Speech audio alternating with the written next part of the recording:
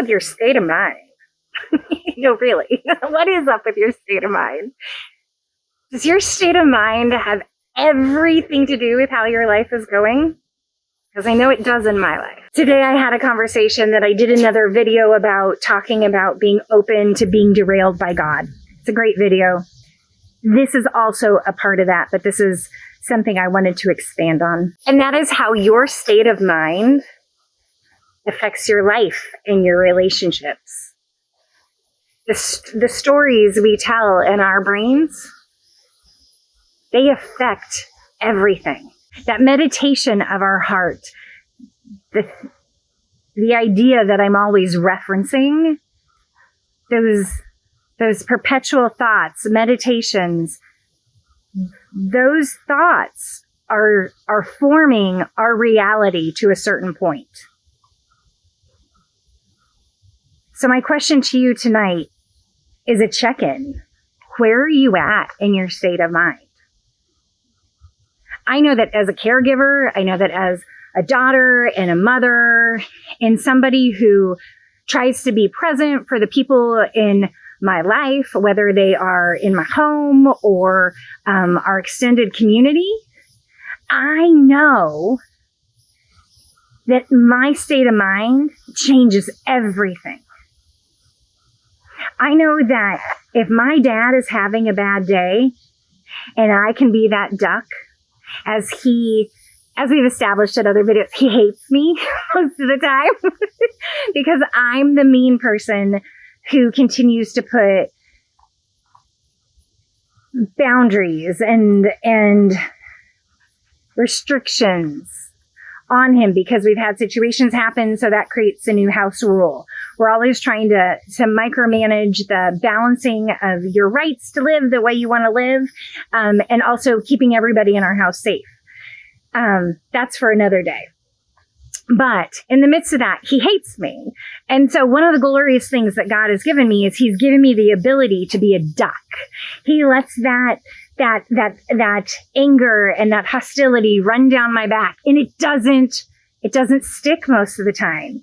And it allows me to be in the moment and micromanage it and help it and encourage it and de-escalate it and fill in the blank, whatever that moment is. And it allows me to be there in a way that's not emotionally attached. And when that happens, there's peace in the house. But there's this problem about 5 to 10% of the time.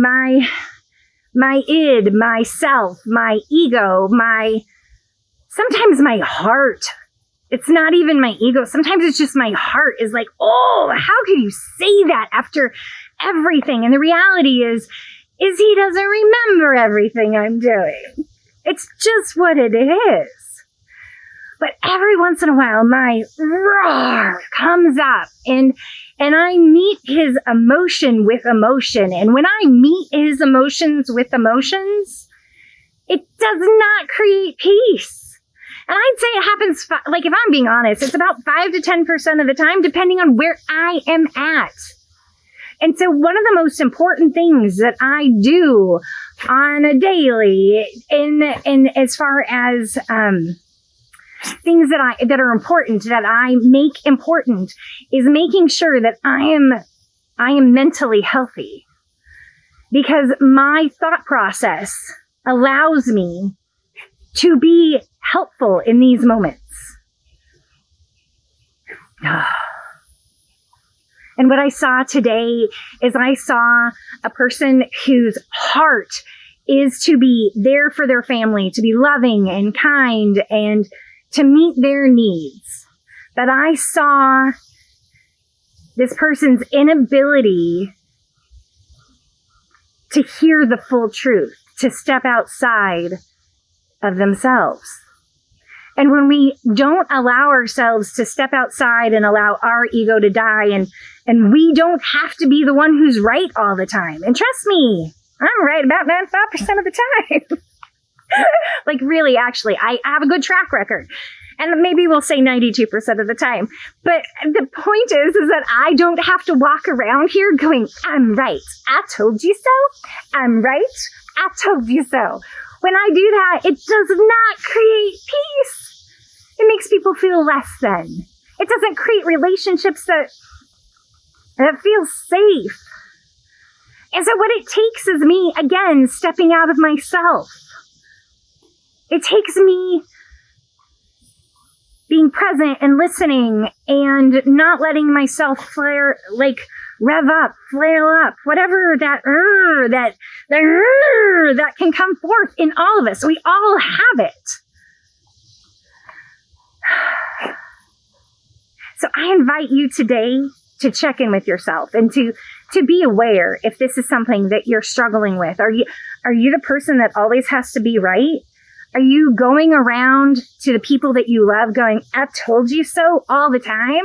And hey, a good I told you so every once in a while, yeah, it still comes out.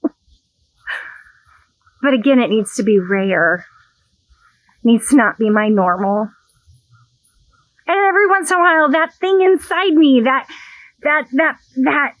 ego comes forth and it just comes out, and that's never good or right, but it's real.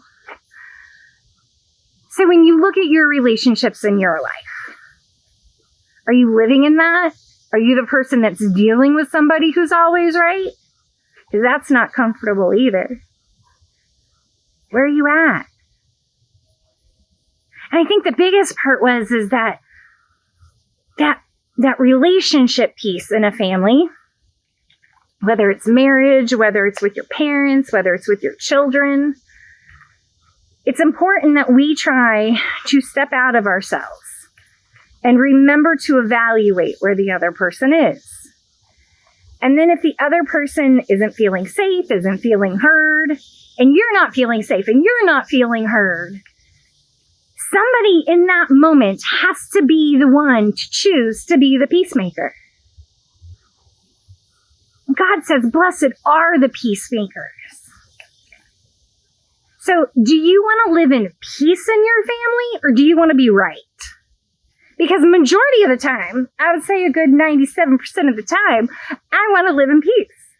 There is those 3% where I want to be right. And again, that would be when my ego comes forth. And she needs to be put in check. And she needs to be reminded that she's not the most important thing.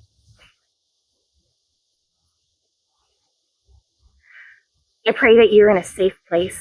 I pray that your relationships are continually growing. But they can only do that if you're looking into yourself and seeing how you can be different. And in the midst of that, hopefully you are with people in your life who are also willing to look at themselves and see how they can grow into a deeper relationship with you. And if you both are Christian, hopefully the Lord is in the middle of that and you are growing together in the Lord as well. And if the Lord is not, that's okay. There's nothing better than a healthy relationship.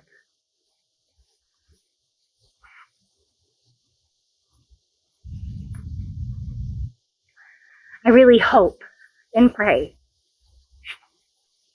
that this makes you take a moment and see how you can adjust your life to become the peacemaker in your life, to become the person who is able to stand in the gap and change the environment in your home or in your friendships. If they're not people that you live with, how you can change the environment with the relationships in the world. Ways I put my girl in check, that ego. Number 1 is the Lord. Number 2 is being realistic and being honest with what is happening around me. Figuring out what it was that triggered me to the point that I acted badly and responded badly. And by doing that, I find that more often than not, I'm able to keep her at bay, and I'm able to sit in the gap and hopefully help specifically my dad feel heard and feel seen and know that he's loved. That it's not just my dad, it's like everybody, right? And I'm hoping that I'm able to do that for others as well. Thank you for coming. I pray that you were filled and that you go out into the world and overflow.